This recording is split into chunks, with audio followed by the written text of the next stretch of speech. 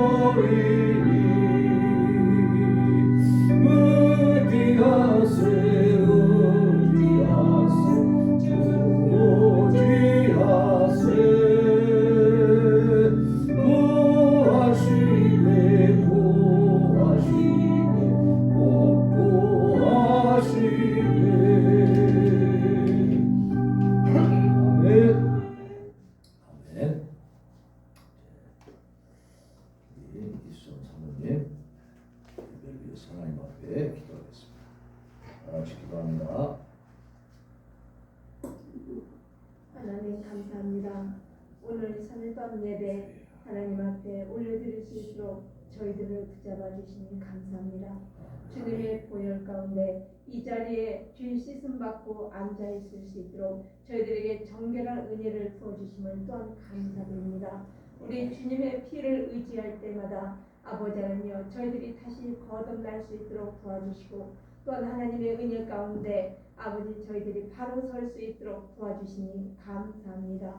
하나님 아버지시여 저희들이 하나님의 말씀을 의지하게 해주시고 하나님의 말씀 따라 순종할 수 있도록 도와주시옵소서. 저희들의 심령이 하나님의 말씀을 멀리하고 말씀을 하나님 저버릴 때에 우리의 심령이 눌리고 또한 우리가 하는 모든 일들 우리의 마음이 억눌려져서 하나님 아버지 죄를 지을 수밖에 없습니다. 이러한 연약하고 나약한 주인들이기에 오직 하나님 앞에 나와서 부르짖기 위해서 힘쓸 수 있도록 도와주시옵소서. 아버지 하나님이여, 오늘 3월 9일 아버지 대통령 뽑는 날입니다. 많은 사람들이 투표를 했지만 아버지 어떻게 될지 저희는 알지 못하나 하나님의 뜻에 맞고 또한 교회가 마음 놓고 목사님들이 교회에서 설교를 할 수 있도록 마음 놓고 하나님의 말씀을 따라서 죄는 죄다라고 강력하게 외칠 수 있도록 하나님 그러한 후보가 될 수 있도록 역사하여 주시옵소서.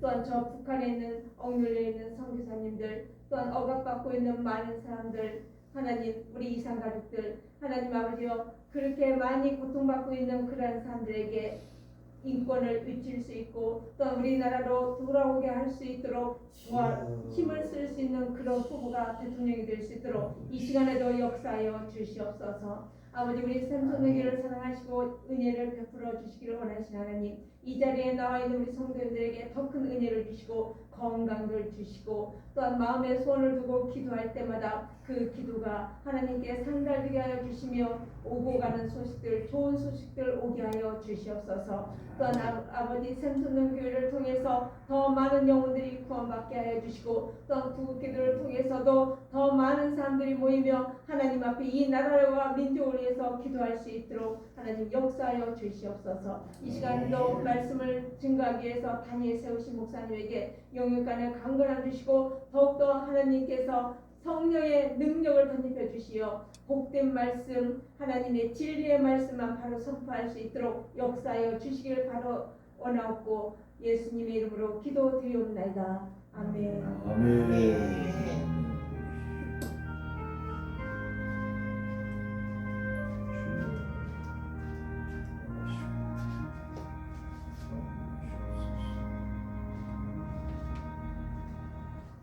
아멘. 감사합니다. 하나님 말씀 로마서 3장 19절부터 보겠습니다. 신약성경 로마서 사도행전 다음에 로마서가 있죠. 3장 19절로 31절까지 교독합니다. 로마서 3장 19절. 자, 제가 19절 먼저 공부하겠습니다. 우리가 알거니와 무릇 율법이 말하는 바는 율법 아래에 있는 자들에게 말하는 것이니 이는 모든 입을 막고 온 세상으로 하나님의 심판 아래에 있게 하려 함이라. 그러므로 율법의 무효 그의 앞에 의롭다 하심을 얻을 육체가 없나니 율법으로는 죄를 깨달음이니라. 이제는 율법 외에 하나님의 한 의가 나타났으니 율법과 선지자들에게 증거를 받은 것이라. 곧 예수 그리스도를 믿음으로 말미암아 모든 믿는 자에게 미치는 하나님의 은이 차별이 없느니라. 모든 사람이 죄를 범하였음에 하나님의 영광에 이르지 못하더니 그리스도 예수 안에 있는 성령으로 말미암아 하나님의 은혜로 값없이 의롭다 하심을 얻은 자 되었느니라. 이 예수를 하나님이 그의 피로써 믿음으로 말미암는 화목제물로 세우셨으니 이는 하나님께서 길이 참으시는 중에 전에 지은 죄를 간과하심으로 자기의 의로우심을 나타내려 하심이니 곧 이때에 자기의 의로우심을 나타내사 자기도 의로우시며 또한 예수 믿는 자를 의롭다 하려 하시니라. 그런즉 자랑할 데가 어디냐 있을 수가 없느니라. 무슨 법으로냐 행위로냐 아니라 오직 믿음의 법으로니라. 그러므로 사람이 의롭다 하심을 얻는 것은 율법의 행위에 있지 않고 믿음으로 되는 자가 인정하니라. 하나님은 다만 유대인의 하나님이시냐 또한 이방인의 하나님은 아니시냐 진실로 이방인의 하나님도 되시느니라. 할례자도 믿음으로 말미암아 또한 무할례자도 믿음으로 말미암아 의롭다 하시는 하나님은 한 분이시니라.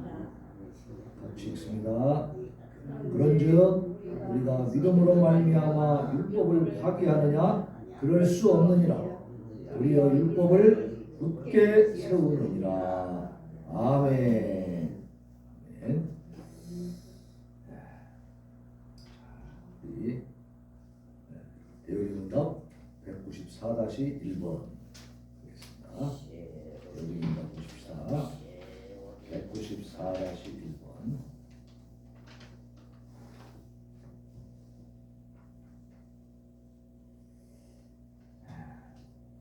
문 194-1 다섯째 기원에서 우리는 무엇을 위해 기도하는가? 다섯째 기원은 우리가 우리에게 죄 지은 자를 사하여 준 것 같이 우리의 죄를 사하여 주옵시고이다.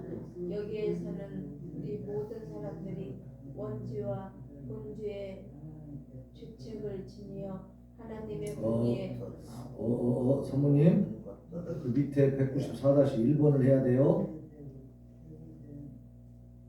자, 여기서 우리는 거기서부터 시작.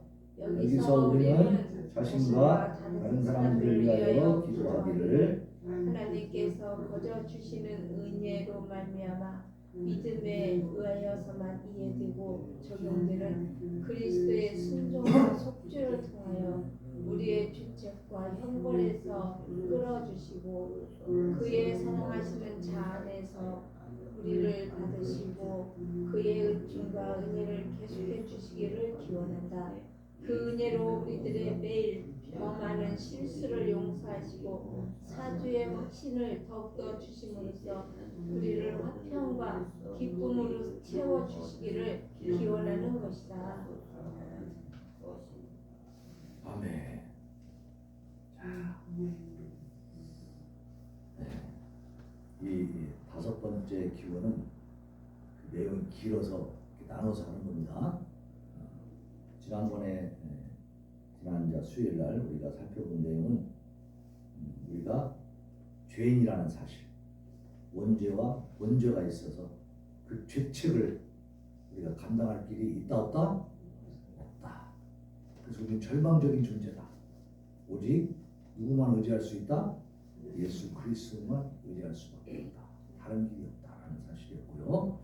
오늘은 이제 우리가 우리 자신과 다른 사람을 위해서 이제 기도하는데 하나님께서 거저 주시는 은혜가 있다는 거예요. 그 은혜로 말미암아서 믿음에 의해서만 이해되고 적용될 수 있는 그리스도의 순종과 속죄를 통해서 우리를 죄책과 형벌에서 풀어주시고 그의 사랑하신 자 안에서 우리를 받으시고 그의 은총과 은혜를 계속해서 주시기를 하나님 앞에 기도하는 거예요. 그 은혜로 우리들의 매일 범하는 실수, 이 죄악을 용서하시고 사죄의 확신을 더욱더 심어주셔서 우리를 화평과 기쁨으로 채워주시옵소서 이렇게 기도하는 거예요. 자, 우리 주 예수 그리스도로 말미암아서 우리에게 거저 주시는 은혜로 말미암아 우리가 죄사함을 받았다라고 하는 이 사실은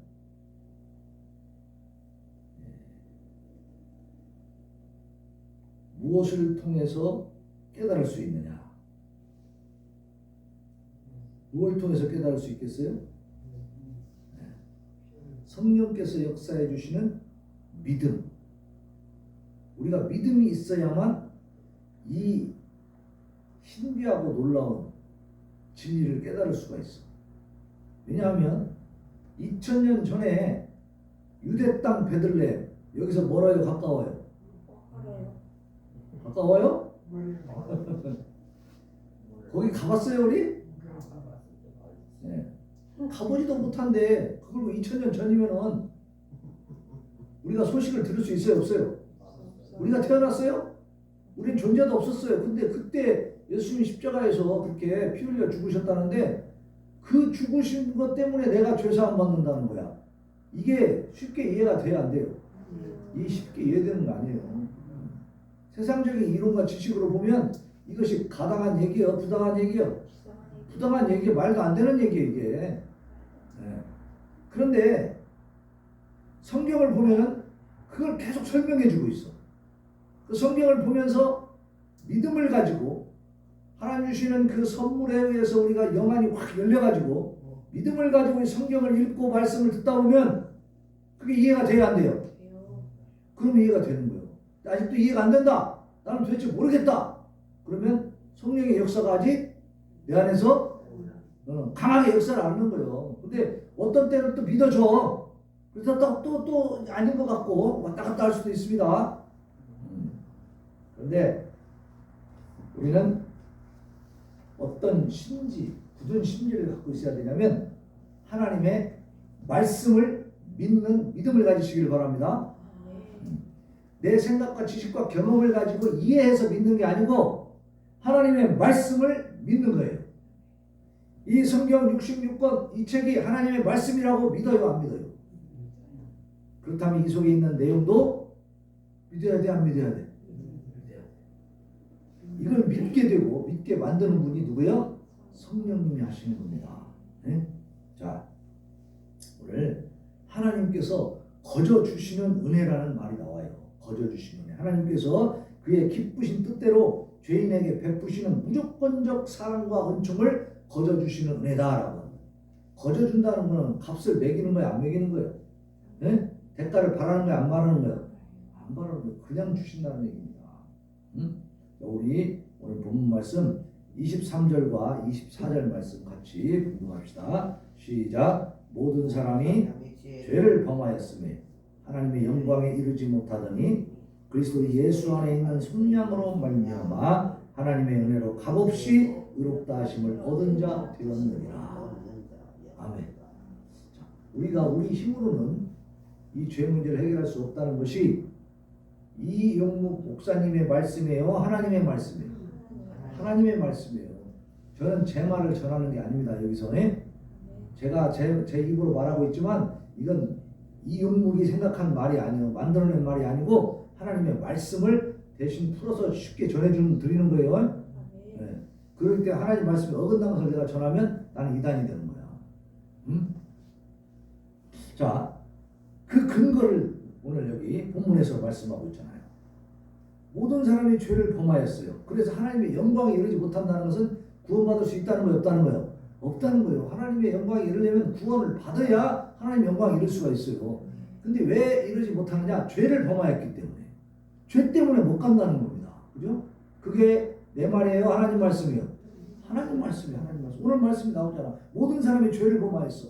그러면 모든 사람이라고 했을 때 예외가 되는 사람이 있을까요, 없을까요? 없어요. 딱 한 분만 계셔. 누구? 예수님만. 예수님만 예외가 되고 나머지는 아담부터 시작해서 모든 인류가 죄를 범하여서 하나님의 영광에 이를 수 없다는 겁니다. 자, 그리스도 예수 안에 있는 속량으로 말미암아. 그런데 길이 하나 열렸어요. 그리스도 예수의 속량. 속량이라고 하는 값을 주고 산다는 얘기입니다. 자, 하나님 앞에 우리는 죄로 인해서 빚을 지고 있어요. 빚은 갚아야 돼, 안 갚아야 돼? 갚아야 되는 게 빚이지. 그 빚을 갚으려면 돈을 줘야죠. 값을 줘야 돼, 값을. 자, 죄값은 뭐였어요? 사망이요. 죄의 싹은 사망이라고 했어. 그러니까 예수님이 우리 대신에 그 값을 지불하시는 거예요. 그게 십자가의 죽음이에요. 사망으로, 죽음으로, 목숨으로, 생명으로 값을 대신 지불하시고 그게 속량입니다. 그리스도 예수 안에 있는 속량으로 말미암아 하나님의 은혜로 값없이 의롭다 하심을 얻은 자가 됐어요. 자, 이 모든 것들이 예수 그리스도가 오셔서 십자가에 달려 죽으시는 그 죄값을 치러주시는 것이 우리의 힘으로 된 거예요? 아니죠. 하나님의 은혜로 된 것이죠. 그리고 우리가 의롭게 되는 이 놀라운 이 자격을 권한을 부여받는 것은 어때요? 우리가 값을 줬어요? 우리가 치른 게 있어요? 우리는 아무것도 없습니다. 그래서 거저 받았다, 공짜로 받았다. 그래서 하나님의 기쁘신 뜻대로, 그러니까 하나님께서 우리에게 이런 놀라운 은혜를 주시는 것을 기뻐하신다는 거예요, 슬퍼하신다는 거예요? 기뻐하신다는 거예요. 우리를 구원하시는 것을 하나님은 기뻐하셨다는 거예요. 우리가 이 교회에 나와서 예배 드리고 하나님 앞에 기도하고 날마다 말씀대로 살아가는 것을 하나님이 어떻게 한다고요? 기뻐하신다. 그래서 그의 기쁘신 뜻대로 죄인에게 베푸시는 이 무조건적 사랑과 은총으로 말미암아서 우리가 은혜를 받고 있다. 구원받았다. 하나님을 아버지라 부를 수가 있게 됐다는 거예요. 네? 그래서 이 거저 주시는 하나님의 은혜는 구원의 원천이 되는 겁니다.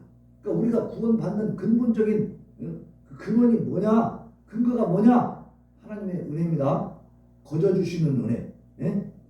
대가를 원하고 우리에게 뭔가 요구 조건을 주면서 주시는 은혜가 아니고 아무 조건 없이 공짜로 값없이 주시는 그 은혜가 우리가 구원받은 원천, 근본적인 그 원인이 된다고 말해요. 자, 그러니 하나님께서 하신 일이죠, 전적으로. 이것을 누가 뺏어갈 수 있어요, 없어요? 없다. 그 누구도 뺏어갈 수 없어. 하나님이 하신 일이기 때문에. 응? 사람이 죄로부터 구원을 받아서 영생을 누리는 궁극적인 이유가 뭐냐? 28절 봅니다. 28절. 오늘 본문 말씀 28절. 시작. 그러므로 사람이 의롭다 하심을 얻는 것은 율법의 행위에 있지 않고 믿음으로 되는 줄 우리가 인정하노라. 그렇죠? 율법이라고 하는 것은 우리 행위를 말하는 거예요.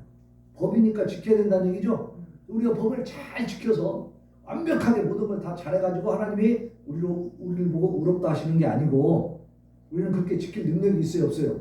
없어요. 하나님의 말씀대로 살아갈 능력이 없습니다. 여기서 능력은 말하자면 뭐 어느 정도도 할 수 없다 그게 아니고 완벽하게 하나님의 모든 법을 하나도 어기지 않고 다 지킬 수 있는 능력이 인간에게는 없어. 우리가 아무리 노력해도 그건 안 되는 거예요. 불가능해.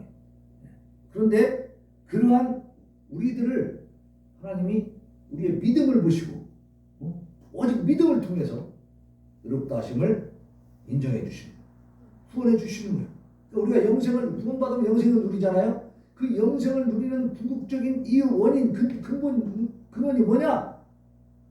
바로 믿음이라는 거예요. 믿음. 우리에게 있는 믿음. 믿음을 통해서 하나님이 우리를 다 인정해 주시는 겁니다. 그런데 그 믿음은 어디서 옵니까? 우리가 열심히 노력하면 되나요?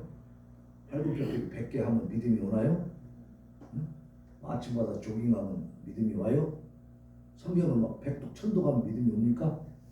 물론 성경을 통해서 많은 은혜를 받을 수 있어요. 근데 100번 하면 믿음이 오고 100번 읽으면 믿음이 오고 199번 읽으면 믿음이 안 와요? 그렇게 되는 게 아니에요. 행위로 되는 게 아니라 이 말입니다. 그 믿음은 어떻게 오느냐? 에베소 2장 8절에 보면 너희는 그 은혜에 의하여 믿음으로 말미암아 구원을 받았으니 이것은 너희에게서 나는 것이 아니요 하나님의 선물이라. 그러니까 예수님을 믿고 교회 나오는 것은 내 행위로 된 것이 아니고 내 노력으로 된 것이 아니고 어떻게 된 거라고요? 하나님이 주신 선물, 하나님 은혜로 된 것이다.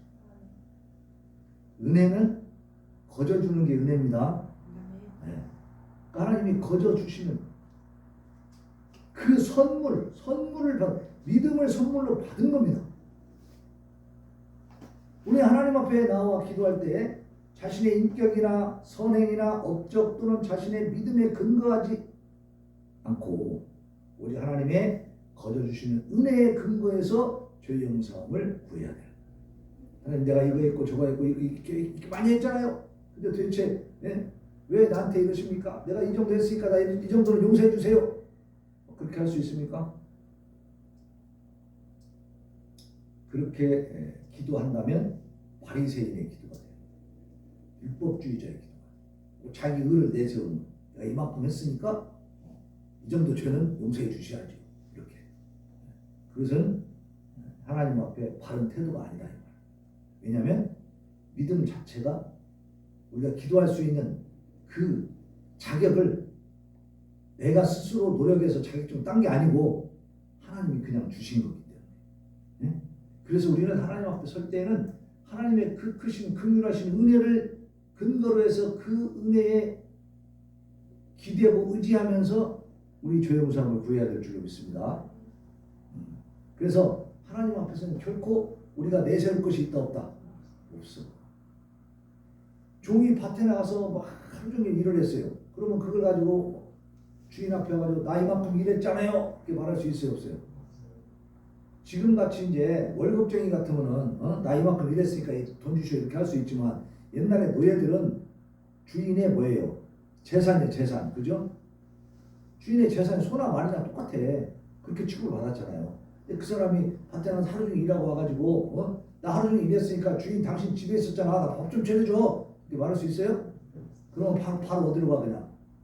감옥을 가든지 두드러 맞든지 생사가 불명하지 그거는. 예? 그 종은 당연히 할 일을 한 거죠. 주인이 시키는 대로 하는 게 노예가 하는 일이야. 우리는 하나님 앞에 그런 존재인 줄로 믿으시기 바랍니다. 내가 뭘 자꾸 내세우려고 하면 그때부터 하나님과 이제 관계가 단절됩니다. 교만해지면은 하나님이 안 쳐다봐요. 그러면 주님이 아니지. 주님 하면서 내가 주인 노릇하면은 그 주인이 그 종을 데리고 있습니까? 아니죠. 우리가 어떤 존재, 하나님 앞에 어떤 존재인가 하는 것을 알기 위해서는 고대 사회의 노예를 알아봐야 돼. 노예가 어떤 존재인가. 그리고 조선시대의 그 하인들, 상놈들이 도대체 어떤 존재였는가. 조선시대 노비가 있었잖아요. 노비가. 존재도 아니죠. 사람들 사이에서 그런 계층이 있어서는 안 되는, 계급이 있어서는 안 되죠. 하나님의 뜻이 아니에요. 그거는. 그러나 우리와 하나님 사이는 그러한 관계인 것을 믿으시기 바랍니다. 그보다 더하죠. 우리는 사실 하나님 앞에 벌레만도 못한 존재지. 그런데도 사람들은 고개를 들고 하나님 앞에 막 대든다. 그렇게 하는 사람들도 있습니다. 그렇게 또 자기가 기도했다고 막 하는 사람들도 있어요. 내가 뭐 이만큼 했으니까 하나님 주시오. 나 그러니까 하나님 주더라. 막 이런 말 하는 사람도 있어. 그거는 오늘 성경을 보니까 바른 태도예요. 바르게 가르치는 거예요, 그게. 하나님 앞에서는 그저 내가 아무리 많은 걸 했어도 정말 내 나름대로 흠없이 티 없이 정말 신앙생활 잘하고 사명 감당 잘하고 모든 사람이 막 다 100명이면 100명, 1000명이면 1000명 다 박수 쳐주고 막 정말 인정해주는 막 정말 최고의 성자 같은 사람이라 할지라도 하나님 앞에서는 벌레만도 못한 존재라. 그걸 인정하지 못하면 어때요? 사도 바울이 얘기한 것처럼 남들은 다 구원시켜놓고 자기는 버림받는. 왜 하나님 앞에 교만한 것을 하나님이 받아주십니까? 절대 안 받아줍니다. 그래서 우리는 하나님 앞에 언제나 겸손하게 하나님 주신 그 은혜, 거저 주시는 값없이 주신 그 은혜에 의지하고 우리가 죄의 용서함을 구하는 거예요. 하나님의 거저 주신 은혜는 어떻게 우리에게 주어지는가? 그 은혜를 우리가 어떻게 받을 수 있는가? 오직 예수 그리스도의 순종과 속죄를 통해서만 그 은혜를 받을 수 있다. 다시 말하면 예수님 빼놓고 나하고 하나님하고 독대합시다. 그냥 1대1 상대합시다. 그러면서 하나님의 긍휼하신 은혜를 나한테 그냥 부어 주시옵소서 이러면서 예수님 필요 없어 그러고 막 하나님 앞에 가면 될까요? 안 될까요? 그건 불가능해요. 하나님이 그렇게 법을 세워놓지 않았어요. 예수 그리스도께서 성취하신 이 구속 사역은 오직 믿음으로만 깨닫고 적용할 수가 있는데 하나님은 하나님 앞에 올 수 없는 절대적인 절망 가운데 있는 우리들, 이 죄인들을 예수 그리스도를 통해서 올 수 있도록 유일한 한 길을 열어놓으셨어요. 근데 그 길이 아닌 다른 길로 내가 직접 하나님 앞에 가려고 하면 받아질까요? 안 받아질까요? 절대 안 받아진다. 그러니까 그 예수님을 통해서 예수님의 십자가 사건을 통해서만 내가 구원받고 하나님 앞에 나아갈 수 있구나라는 사실을 어떻게 할 수 있느냐? 믿음으로만 할 수 있다. 그 믿음은 누가 주신다? 하나님 주시는 성령입니다. 성령께서 죄인의 마음에 역사하셔가지고 예수 그리스도를 믿을 마음을 주시고 믿게 하시는 줄로 믿습니다. 이것이 또 하나님의 말씀이야. 오늘 그렇잖아. 값없이 거저 주신다고 하잖아. 이 믿음은. 그죠? 그래서 너희들이 자랑할 수 없다고 그랬어요. 나는 믿음이 있으니까 너보다 훨씬 우월하고 뛰어난 사람이야. 이렇게 큰 소리 칠 수 있다 없다? 없다는 거예요. 내가 노력해서 했다면 그거 자랑할 만하겠지만 아무 내가 공로도 없고 아무리 노력해도 얻을 수 없는 절대 불가능한 우리들이 하나님 그냥 그저 그래도 네가 자격이 없지만 네가 믿을 수 있는 예수 그리스도 이 내 독생자 예수를 믿는 그 십자가 사건을 믿는 그 믿음을 통해서 네가 구원받을 수 있도록 내가 구원을 주마하고 성령께서 우리 마음속에 구원 이 믿음을 딱 심어주심으로 말미암아서 우리가 그 사건이 정말 이해가 되고 믿어지고 감사하고 이렇게 돼서 이제 하나님 앞에 우리가 아버지라 부를 수 있는 자격을 얻게 됐다는 사실. 그러니까 이 모든 것들은 성령께서 역사하시는 줄로 믿습니다. 성령이 우리에게 이런 믿음을, 예수 그리스도를 믿을 그런 마음을 주셨다는 사실. 어떻게 생각해 보면 내가 나온 것 같은데, 그죠? 내가 결정한 것 같은데 내 마음이 움직이도록 누가 하셨다고요? 성령께서 하셨다는 사실을 기억하시기를 바랍니다. 죄인은 성령님의 사역을 통해서 그리스도께서 성취하신 이 사역을 깨닫고 이해하게 되고 그것을 통해서 유익을 얻고 자신의 죄 문제에 적용할 수가 있습니다. 그러니까 성령께서 믿음을 주셨기 때문에 그건 어떤 믿음이냐? 이게 이 기독교 교회에 들어오는 이 성령을 통해 하나님을 만나는 첫 번째 단계가 예수 그리스도의 십자가 사건입니다. 그 예수님의 죽으심을 통해서 내가 살아났다는, 내가 영생을 얻었다는 이 믿음이에요. 이 믿음을 가지고 있으면 죄 문제에도 이것을 적용할 수 있다. 이 믿음이 없으면 어때요? 죄 문제를 예수 그리스도의 사건과 적용할 수 있어요, 없어요? 적용 못해요. 그래서 하나님의 거저 주시는 이 은혜는 사죄의 원천이에요. 용서, 죄를 용서해 주는, 사해 주시는 원천이고 그리스도께서 성취하신 사역, 십자가 사건은 사죄의 근거가 돼요. 용서함의 근거가 되고 믿음은 죄사함을 얻는 수단이 된다. 그러니까 우리가 믿음을 가지고 있는 그것이 믿어지는 순간 우리는 성령께서 우리 안에 와 계시고 나에게 그런 마음을 주셨다는 사실을 깨달으시기 바랍니다. 그렇기 때문에 내가 믿는 게 아니고 하나님이 믿게 하셨기 때문에 이 믿음은 견고해요, 흐지부지해요? 견고한 겁니다. 그러니까 걱정할 일이 있어요, 없어요? 없어요. 그냥 믿고 의지만 하면 돼. 하나님이 의지하면 하나님 이끌어 가십니다. 근데 이제 문제는 내가 고집을 부리고 하나님 앞에 대적하고 이게 이제 문제가 되는 거죠. 그죠? 그런 사람은 안 되지. 그건 사실 제대로 된 믿음을 가진 사람이 아니지. 진짜 믿음을 가진 사람은 어떻게 하겠어요? 하나님께 맡기고 가는 줄로 믿습니다. 하나님의 이끄심을 더 바라고 더 원하고 기도하면서 순종한다. 자, 그리스도의 순종과 속죄 이 사건이 없이는 우리가 하나님 앞에 갈 수 없고 하나님과 우리 사이에 아무런 관계가 없어. 그래서 우리는 구원받았다고 얘기할 수 없는데 예수 그리스도의 이 속죄 사건, 순종의 사건 이것이 있었기 때문에 우리가 구원받았다고 했어요. 그러면 예수 그리스도의 순종은 뭐냐? 평생 동안 하나님의 율법을 온전히 지키시고 그리고 이렇게 능동적으로 순종하신 거예요. 하나님의 말씀을 따라서 그렇게. 그래서 예수님은 말씀하시기를 내가 아버지가 말씀하시지 않은 것은 내가 하는 것이 없다고 했어요. 내가 말하고 행동하는 건 다 아버지가 말씀하시고 아버지가 지시하시고 명령하신 것을 나는 준행한다고 말했다. 죄인에게 전가될 수 있는 완전한 의의를 그래서 성취하신 거예요. 예수님이 이 땅에 오셔서 십자가 달려 죽으시고 부활하시고 승천하실 때까지 죄를 하나라도 지었다 안 지었다? 죄 지은 것이 없습니다. 그렇게 살 수 있는 분은 예수님밖에 없다고 그랬어요. 세상 모든 사람이 다 죄를 범하였지만 예외되는 분이 예수님이시다.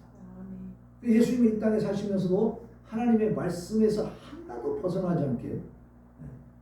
근데 우리는 그렇게 살 수 있어요, 없어요? 우리는 그렇게 살 수 없어. 노력을 해도 안 돼. 아무리 노력해도 안 되는데 예수님은 그렇게 하셨다. 그래서 완전한 의의를 이루셨어요. 자, 죄가 하나도 없이 완전하게 의로우신 분이 우리 대신 죄값을 치를 수 있어요. 죄를 가진 사람이 우리 대신 죄값을 치를 수 있어요. 죄를 가진 사람은 자기 죄 때문에 죽는 거지, 그죠?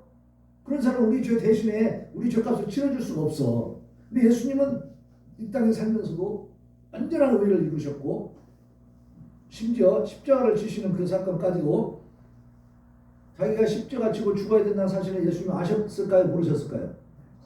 알고 계셨잖아요. 그래서 겟세마네 동산에서 죽기 전날 그렇게 밤새도록 기도하신 거예요. 이 땀방울이 핏방울이 되도록 기도하셨다고 했어요. 그러니까 십자가를 지고 내가 그 고통과 모욕과 그 사람들에게 그 멸시를 당해야 된다는 사실을 알고 있을 때 그 공포감이 있겠어요, 없겠어요? 두려움이 있겠어요, 없겠어요? 하고 싶게 안 하고 싶겠어요?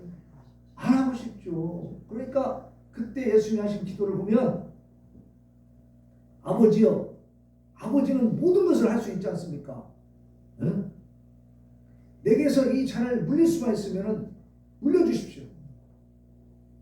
내가 이 십자가의 잔을 좀 안 마실 수 있으면 안 마시게 해주십시오. 내가 십자가를 안 지면 안 됩니까? 이렇게 기도하셨어요. 그런데 그 마무리 결론은 어떻게 되셨냐? 아버지요, 내 뜻대로 하지 마시고 아버지의 뜻대로 하시옵소서. 내가 괴롭지만 그래서 정말 이 잔을 그냥 십자가의 잔 이 과정을 좀 비켜놨으면 좋겠는데 그게 내 솔직한 심정이지만 그러나 누구의 뜻을 따르겠다? 아버지 하나님의 뜻을 따르겠다. 그게 예수님의 마지막 기도입니다. 그래서 결국은 십자가를 지셨어요. 예수님을 잡으러 왔을 때 베드로가 막 칼을 들어서 막 그 대제사장의 귀를 막 그 종의 귀를 막 잘라버리고 막 대항을 했단 말이에요. 그러니까 예수님이 야, 칼로 망하는 자는 칼을 쓴 자는 칼로 망한다. 칼 집어넣어라. 그리고 내가 12군단도 더 되는 하늘의 천군 천사를 지금 불러낼 수 없는 줄 아느냐? 다시 말하면 무슨 얘기예요? 그 잡으러 온 병사들에게 예수님이 잡혀갈 만큼 약한 분이 아니다 그 말이에요. 왜 천지만물을 지으신 분인데 하늘에 군대가 있겠어요 없겠어요? 있어요. 그 군대들이 오면 뭐 지상의 군대는 뭐 상대도 안 되지, 그죠? 12군단이면 엄청난 거예요. 군단 1군단이 병력이 많아요, 적어요. 응? 소대, 중대, 대대, 연대, 사단 그 위에 군단이죠. 응? 3개 사단, 응? 5개 사단이 모여야 군단이 돼. 근데 12군단이면 많아 적어? 엄청나게 많은 군대죠. 강력한 군대를 부를 수 있다고 그랬어요, 예수님이. 내가 불러올 수 있다. 그런데 예수님 불렀어요, 안 불렀어요? 안 불렀어. 왜? 예수님 그 십자가를 져야 되기 때문에. 뭐 때문에 지는 거예요? 그 십자가를 져야만이, 예수님이 그 십자가에서 죽으셔야만이 죄값을 치러주는 거잖아. 누구의 죄값? 우리의 죄값을 치러주시는 거예요. 그래서 예수님은 완전한 의를 이루시는 과정에 이제 삶의 과정 속에서 이 세상에 살아 계실 때도 행위로서 행동으로서 완벽하게 율법을 이루셨고 그 다음에 마지막 순종, 죽기까지 순종하시는 그 순종의 또 의를 이루셨습니다. 그리고 십자가에서 죽으심으로 말미암아서 고난과 죽음을 통한 수동적 순종. 그러니까 십자가에 죽으시면서 내가 막 어떤 행동을 막 하는 게 아니고 그들에게 끌려가는 거죠. 그러니까 능동적인 게 아니라 수동적인 거지. 말씀을 순종해서 살아가는 건 내가 능동적으로 하는 거지만 이 그들에게 끌려가서 십자가에 달리는 것은 수동적으로 내가 어떤 행동을 하지 않고 그냥 받아주는 거잖아요. 이런 수동적인 이 순종으로 말미암아서 자기 백성들을 위한 속죄의 제물이 되셨지. 예수님 이전까지는 뭘로 제사를 드렸어요? 소나 양이나 이런 염소나 이런 걸 잡아서 또 새를 잡아서 이렇게 하나님 앞에 드렸단 말이야. 그렇게 속죄제를 드렸어. 나 대신 양을 주겠다고 말이야. 내가 죽어야 될 것을 양을 대신 죽인 거죠. 그런데 이제 예수님이 오셔가지고는 예수님이 친히 제물이 되어주신 거예요. 제물. 죄값의 제물. 속죄의 제물이 되셔서 그들의 죄를, 우리의 죄를 용서하시고 우리의 죄를 없이 하신 줄로 믿습니다.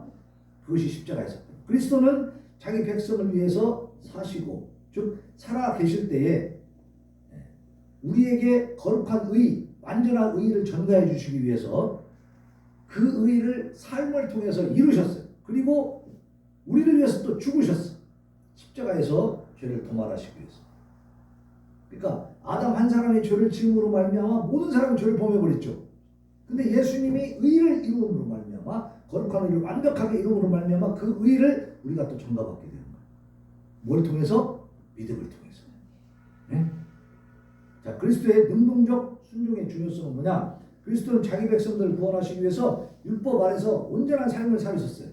이것은 그들에게 완전한 의를 전가할 수 있는 근거가 돼요. 그러니까 예수님이 완벽하게 율법 아래서 의를 이루신 것이 바로 그 의가 우리에게 전가가 돼요. 그게 우리의 의가 되는 거예요. 그래서 하나님이 우리를 받아주시는 겁니다. 근데 그게 그냥 공짜로 막 그냥 거침없이 오는 게 아니라 누구에게 와요? 믿는 자에게 와요. 믿는 자에게. 또한 온전한 순종의 삶만이 우리의 죄를 대속하기 위한 온전한 제물의 조건을 충족하는 거예요. 제물은 하나님 앞에 제물을 드릴 때요, 흠이 있고 막 흉터가 있고 병든 것 갖다 드렸어요? 다리 부러진 거? 그런 거 드리면 안 돼요. 흠 없고 순전한 양을. 그래서 이 1년 된 그 양을 드리는 거예요. 미리 새끼가 나면요, 제일 깨끗하고 좀 우량아 이런 양을 따로 잘 이렇게 소중하게 관리하면서 키웁니다. 다치지도 않게. 예? 흠이 안 생기게 하려고. 그래서 1년 동안 잘 길러가지고 그 양을 갖다가 이제 하나님 앞에 드리면서 내 죄를 전가시키는 겁니다. 그러니까 이 인류의 전체의 죄를 다 한 번에 감당을 하셔야 되는데 그 예수님이 의로운, 흠없고 티 없는 의로운 제물이 되지 않고는 그것이 해결이 안 되겠죠. 그러니까 예수님은 그 온전한 제물의 조건을 충족시키기 위해서 그렇게 의로운 삶을 살으셨다는 겁니다. 그렇게 하지 않았다면 예수 그리스도가 다른 사람의 죄를 위한 제물로서 하나님께 결코 바쳐질 수가 없었다. 자, 우리는 왜 날마다 범하는 잘못에 대해서 용서를 구해야 되는가? 진심으로 믿은 사람은 본질적으로 영원히 의롭다 하심을 얻습니다. 그래서 로마서 8장 1절에 보면 그러므로 이제 예수 그리스도 예수 안에 있는 자에게는 결코 정죄함이 없다고 했어. 그러니까 이단들이 이걸 갖고 이제 얘기를 해요. 예수 그리스도 안에 있는 자는 결코 정죄함이 없다고 했는데 왜 회개기도 하냐 이거야. 참 그 말이 맞는 말 같기도 해요. 거기에 그냥 넘어갑니다. 저도 한참 헷갈렸어요. 구원파가 와가지고 얘기하는데 머리가 지끈지끈 아프더라고. 뭔가 잘못됐는데 이상한 거야. 근데 그럴듯해요. 의롭다 함을 받은 자도 근데 살다 보면 어때요? 우리의 생각과 말과 행동으로 자기나 부자기 행동하거나 안 하거나 하는 건 그런 걸 가지고 우리가 죄를 범해요, 범하지 않아요? 응? 죄 하나도 안 범하고 살아요, 우리가? 그렇게 말할 수 없잖아요. 예? 우리 마음의 생각으로 행동하지 않더라도 생각으로 마음으로 짓는 죄가 상당히 많아요. 솔직히 우리 양심에 손을 얹고 생각을 해보면, 그죠? 우리가 지금 범하는 죄들이 많다고. 근데 그 죄까지도 다 용서해 주셨으니까 나는 회개 안 해도 된다. 이 말은 무슨 말이냐면 이것과 똑같아. 아빠 엄마는 나를 사랑하시니까 내가 뭐 좀 잘못했다가 안 해도 된다. 이게 맞는 거예요? 잘못했다고 내가 아빠 엄마한테 용서를 구하는 것이 아빠 엄마와 자녀의 관계를 다시 그거 회복하기 위해서 그렇게 용서를 구하지 않으면 부모 자식 관계가 끊어지니까 그렇게 용서를 구하는 거야? 그건 아니죠. 아니 내가 좀 잘못했다고 용서 구하지 않는다고 아버지가 나를 아버지와 자식 관계가 끊어져요? 아주 끊어지진 않지. 호적에서 파도 부모와 자식은 자식이지, 그죠? 그건 천리는 끊을 수 없는 거예요. 그러니까 내가 아버지 앞에 어머니 앞에 잘못한 것을 죄송합니다 하고 용서해 주세요. 제가 정말 그때 너무 잘못했습니다. 막 그러면서 아버지 어머니한테 용서를 구하는 것은 아버지 엄마와 나와의 자녀의 관계가 막 완전히 단절되고 없어져갖고 새로 만들려고 하는 거예요? 그건 아니죠. 유지가 되고 있지만은 그 부모 자식 관계가 지금 좋은 관계가 됐어, 나쁜 관계가 됐어. 나쁜 관계가 됐지. 그러니까 나쁜 관계를 좋은 관계로 회복하려고 하는 거죠. 네? 마찬가지 하나님 앞에서도 우리가 하나님의 자녀인데 하나님이 자녀 삼은 자, 작정한 자, 하나님이 성령의 역사를 통해서 믿음을 주어가지고 믿게 하신 자들은 절대 한 사람도 빼앗기는 일이 있어요, 없어요? 없어요. 하나님 절대 빼앗기지 않습니다. 그러니까 우리가 하나님 앞에 잘못한 것을 이렇게 용서를 구하고 하는 것은 내가 다시 구원받기 위해서 다시 하나님 앞에 내가 선택받기 위해서 막 애쓰고 힘쓰는 그런 노력의 회개가 아닙니다. 이건 도리를 다하는 거예요, 도리. 그죠? 하나님이 그 놀라운 은혜와 사랑으로 우리를 구원해 주셨으니까 우리가 하나님 말씀대로 사는 것이 도리겠죠. 근데 우리가 그렇게 살려고 애쓰다가도 잘못하는 경우가 있지. 또 알면서도 내가 내 마음이 완악하고 내 자존심이 허락을 안 해가지고 하나님 뜻에 어긋나게 행동한 적도 있을 거 아니에요? 이런 것들을 가지고 하나도 마음 아파하지 않고 하나도 이거에 대해서 하나님 앞에 죄송하지 않은 사람은 진짜 구원받은 사람이에요? 그건 가짜예요. 그죠? 양심의 가책이 돼야 이게 정상적인 믿음이 있는 사람이지. 그죠? 내 안에 진정한 믿음이 있나 없나 생각해 보려면 내가 하나님 앞에 죄를 짓고도 내가 하나님 앞에 죄송한 마음이 있는지 없는지 생각해 보면 돼. 하나도 안 죄송하다면 그 사람은 믿어요, 안 믿어요? 안 믿어요. 그건 가짜예요. 그래서 진짜 믿음이 있는 사람들은 당연히 우리의 삶의 현장 가운데서 과정 속에서 잘못한 것들을 하나님 앞에 죄 지은 것들을 어떻게 해요? 회개하며 기도하게 돼 있죠. 그래서 자수하여 광명 찾자. 옛날에 그런 구호가 있었죠. 간첩들한테 하는 얘기 아니야. 예? 간첩이 숨어서 많이 이러고 있으면 불안해 안 불안해? 불안하지. 왜? 대한민국에서 죄를 짓고 있으니까. 그죠? 하나님 앞에 죄를 지면 불안해. 근데 하나님 앞에 잘못했다고 탁 인정하고 자수해서 회개하면 마음이 편해요, 불편해요? 그때 마음이 편안하고 막 기쁨이 솟지. 그죠? 우리 하나님 앞에 죄를 지면 회개해야 마음이 시원하고 기쁨이 오고 평안이 오는 거야. 우리를 위해서 하는 거야. 우리를 위해서. 그런데 끝까지 회개하지 않고 대적하고 버티는 자들이 있어. 호적에서 파버려. 아버지가 승리하는 호적에 팠어. 근데도 끝까지 아버지한테 두려워하고 대들고 아주 그 파렴치한 짓을 하고 정말 이 천륜에 어긋난 짓을 막 하는 거예요. 그러면 그 아버지와의 관계가 회복될 수 있을까요? 없을까요? 없어요. 자식이 잘못한 게 있으면 분명히 잘못했다고 아버지 앞에 용서를 구해야 그래야 회복이 되는 거죠. 회복이 안 되지. 자, 히브리서 6장 4절 6절에 보면 한 번 빛을 받고 하나님의 그 능력을 성령의 능력을 체험하고도 타락한 자는 다시 회개하는 그런 기회가 없다고 했어요. 이것은 무슨 죄냐면 성령 회방죄, 성령 거부죄. 다시 말하면 하나님은요 사랑하는 자녀들이 잘못을 범하면 그 마음에 회개할 마음을 주실까요? 안 주실까요?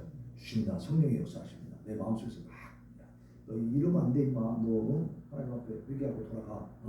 이 잘못된 것들 더러운 죄악에서 빨리 벗어나라. 알려준다고. 그런 생각이 올라오게 돼 있어요. 그럼 이렇게 돌아오는 것이 정상이죠.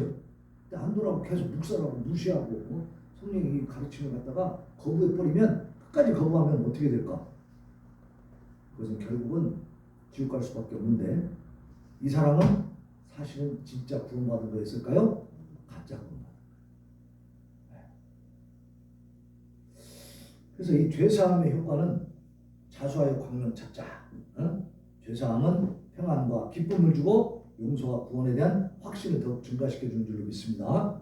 자, 내가 아빠 엄마한테 잘못해가지고 용서를 구했는데 아빠 엄마가 용서해 주면서 더 사랑을 베풀어 주면 그 마음속에서 야 아빠 엄마가 정말 나를 사랑하는구나 더 확신이 될까요 안 될까요? 되죠. 그리고 더 기쁘죠. 이제 마음이 평안하고 살만한 세상이 되겠죠. 하나님 앞에도 마찬가지입니다. 하나님 앞에 우리가 잘못한 것을 철저히 회개하고 그리고 인정하고 용서를 구할 때 하나님의 용서하심이 사랑하심이 돌보심이 임할 줄로 믿습니다. 그걸 체험하다 보면 우리가 내가 구원받았구나. 정말로 이 천국에 대한 소망을 내가 가져도 되겠구나. 그 확신이 더 증가한다는 말이에요. 이러한 평안과 기쁨과 구원의 확신은 성령님을 통해서 마음속에 역사하는 줄로 믿습니다. 이것은 모든 사람에게 동일한 분량으로 주어지진 않아요. 모든 사람이 다 똑같이 이런 걸 누릴 수 있을까요? 아닙니다. 사람마다 좀씩 다르겠죠. 얼마만큼 내가 회개하고 하나님 앞에 바르게 살려고 하는가, 얼마나 하나님 앞에 내가 양심적인가에 따라서 다른 거야. 내 속에 더러운 것들을 몽땅 갖고 있으면 하나님과의 관계가 어두울까요? 밝을까요? 어두워지는 거예요. 왠지 거리가 생기고 피해지고, 그죠? 우범 소년들, 범죄자들, 죄 지은 사람들이 경찰 보면 반가울까요? 경찰 보면 어때요? 제일 싫지? 제일 피해가고 싶고, 저기서 경찰이 오면 얼른 딴 데로 숨어버리고 싶고, 그죠? 그러나 당당하고 모든 것을 다 적법하게 그렇게 양심적으로 살아가는 사람들은 자기가 예를 들어서 운전을 하고 걸어갈 때 아니면 좀 날이 어두워가지고 으슥한 곳을 가고 있는데 조금 이렇게 신경이 쓸 때 경찰들이 싹 수찰 들고 있으면 기분이 좋을까요? 기분 나쁠까요? 기분 좋고 의지가 되죠. 똑같은 거예요. 그러니까 내 마음에 무엇을 품고 있느냐, 내가 지금 어떻게 살아가느냐에 따라서 사람마다 그 마음의 평안, 기쁨, 구원의 확신이 다 다르겠죠. 그 정도가 다 다르다 이 말이에요.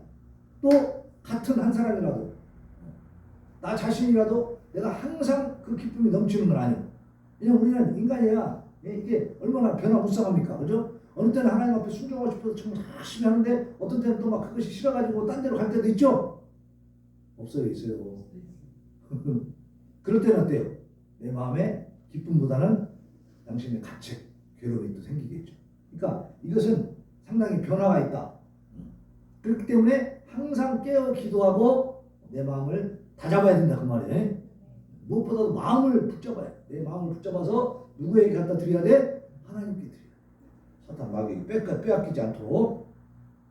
그래서 우리는 평안과 기쁨과 구원의 확신을 더욱 풍성히 받을 수 있도록 늘 깨어서 회개하며 기도에 힘써야 된다. 오늘 우리가 우리에게 죄 지은 자를 사하여 준 것 같이 우리 죄를 사하여 주옵소서라고 기도하는 다섯 번째 기도는 바로 그겁니다.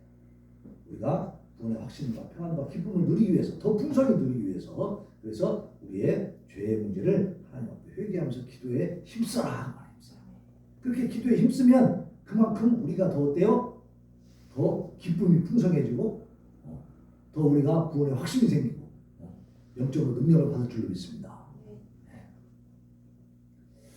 그래서 오늘 말씀의 결론은 이 다섯째 기원, 우리가 우리에게 죄 지은 자를 사하여 준 것 같이 우리 죄를 사하여 주옵시고, 이것은 우리가 자신과 다른 사람들을 위해서 기도할 때에 하나님께서 거저 주시는 은혜, 그걸로 말미암아 믿음에 의해서만 이것이 이해되고 적용되는 그리스도의 순종과 속죄를 통해서 우리를 죄책과 형벌에서 풀어주시고 그의 사랑하신 자 안에서 우리를 받으시고 그의 은총과 은혜를 계속해서 주시기를 기원합니다. 하나님이 은총과 은혜를 우리에게 계속 주셔야만이 우리가 기쁨을 누릴 수가 있습니다. 네. 그 은혜로 우리들의 매일 범하는 실수를 용서하시고 사죄의 확신을 주셔서 용서받았다는 확신을 우리가 가질 수 있도록 해주셔서 더욱더 우리 안에 그것이 풍성해져서 우리를 화평과 기쁨으로 채워주시옵소서 하는 기도의 내용이다. 그러니까 이 기도를 우리가 할 때에 하나님 앞에 늘 회개하는 것이 중요하구나. 그 회개는 우리가 화평과 기쁨을 그리고 구원의 확신을 더 크게 누리고 더 풍성히 누리기 위함이다라는 사실입니다. 괴롭기 위해서 하는 게 아니에요. 우리가 더 자유로워지기 위해서 주 안에서 진리를 알지니 진리가 너희를 자유케 하리라. 우리가 자유를 누리기 위해서는 이 죄를 가지고 있으면 안 돼. 다 내어놓고 철저히 회개할 때 진정한 자유가 임할 줄로 믿습니다. 시간에 우리 말씀 붙들고 기도하는데 죄의 문제를 결코 우리가 소홀히 하지 아니하고 하나님 앞에 내어놓고 철저하게 회개하게 하여 주시옵소서.